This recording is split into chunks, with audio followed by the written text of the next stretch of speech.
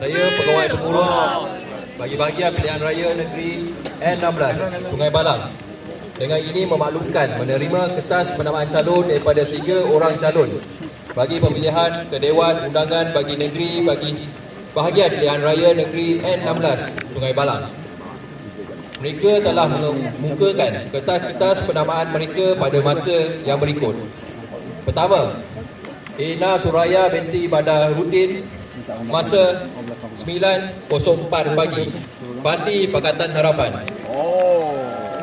2. Selamat bin Takim, masa 9.10 pagi, Parti Barisan Nasional. 3.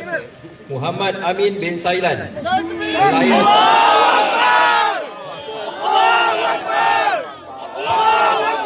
Perikatan Nasional. Saya telah menyimak kertas-kertas penamaan dan setelah selesai disemak, saya berpuas hati memutuskan tiada yang ditolak kertas penamaannya.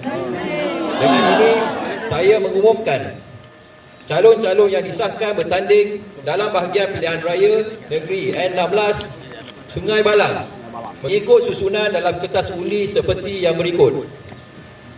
Pertama, Cikgu Selamat bin Takim, Parti Barisan Nasional. 2. Amin Sailan, Parti Perikatan Nasional.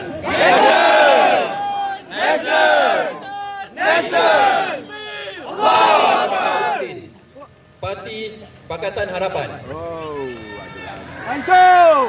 Bagi masuk ini, hari mengundi awal akan diadakan pada 7 Julai 2026 Selasa dan hari mengundi pada 16 Julai 2026 Sabtu. Pusat-pusat mengundi akan dimaklumkan seperti di Borang 8, iaitu notis pilihan raya yang dipertandingkan yang akan diwatakan dan dipamerkan di pusat mengundi yang ditetapkan. Sekian, wabillahi taufiq. Assalamualaikum warahmatullahi wabarakatuh.